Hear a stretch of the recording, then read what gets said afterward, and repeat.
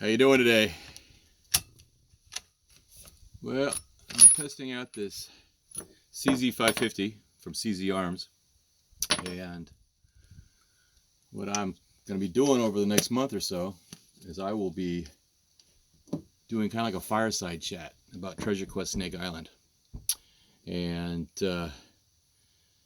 give you the full skinny on how that show runs, how Discovery Channel runs, how the reality TV industry runs, and also let you know about a new whistleblower tell-all book that I've got released over at Amazon.com, and it's titled "So You Want to Be a Reality TV Star," subtitle "Everything I Learned About Sex, Drugs, Fraud, Rock and Roll, and Vipers as Team Leader of Discovery Channel's Treasure Quest Snake Island."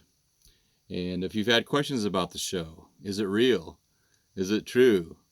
Are people with real credentials being hired on to create credibility for a fake show? All your answers are going to be in that book. But just to give you a little teaser, what I'm going to be doing is I'm going to be telling you about little things and little events that have happened, how sick and twisted it is with people actually trying to stay on TV, and especially for a reality TV show, all things. And my question is about, how does it affect our society?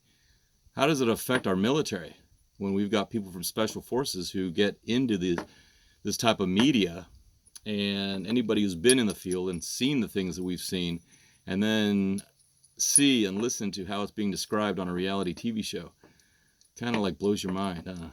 So let's just start off with, how did I get hired to appear on Treasure Quest Snake Island?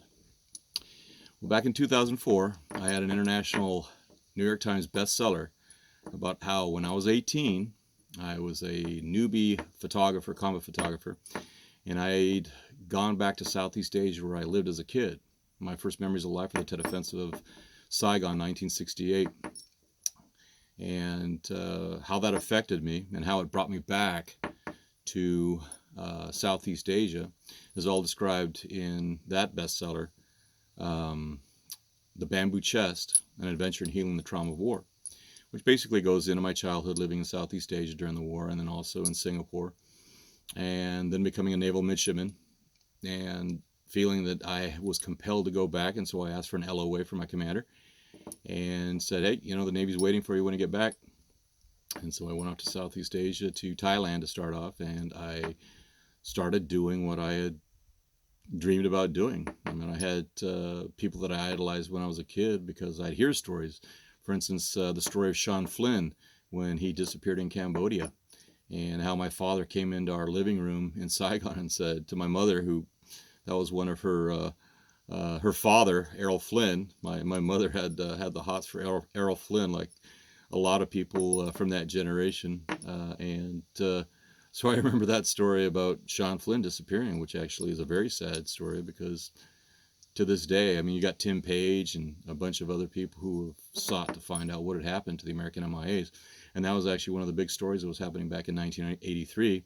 And I thought, hey, you know, going into a Vietnam, what's part of Vietnam that journalists weren't allowed to get into, I could at least go on and see what I could find. You know, I was 18 thinking that, hey, that was the option.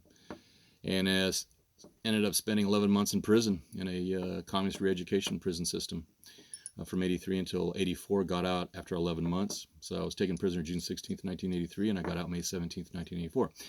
So, of course, that's a freaking interesting story that if somebody wanted to do a treasure hunting story about Aleixo Garcia and the Tesoro do Sombrio in eastern Brazil, who better to be a team leader than Cork Graham, who's actually been on the front page of newspapers, etc., for that when I got out. So that's how they run over there. They hire people with credibility, with real credentials.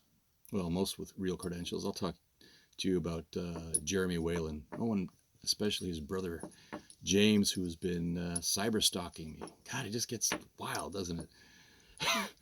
And I'll give you the full skinny on how I've been tracking those guys for about 3 years, and all the stuff they've been pulling on my Wikipedia page, trying to libel me. I mean, it's twisted. I mean, how do you get these people? We can talk about Joe Tetai. my birthday brother Michael Hawk and what he's had to deal with for all these years with Joe Teta, he and his wife Ruth England. You'll remember them from Man, Woman, Wild, and all that. It's kind of like my saying is, when I was working in the 80s, for the agency as a paramilitary officer and fighting communism in Central America. Wolves pack together. What kind of wolf pack is Joe Tetai in, and what kind of wolf pack is Michael Hawk and I in? And we don't like each other. There are good wolves and there are bad wolves. And the Jeremy Whalens, the James Whalens, or AKA Kendall D. McKibben, all these aliases that they like to use to commit their crimes.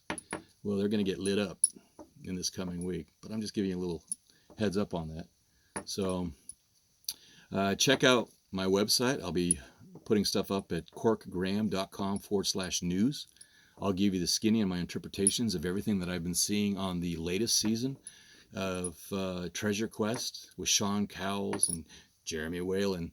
Actually, it's interesting. The only one still on the show is the actual criminal who was smuggling drugs and artifacts from Peru to Argentina. Isn't that freaking mind-blowing?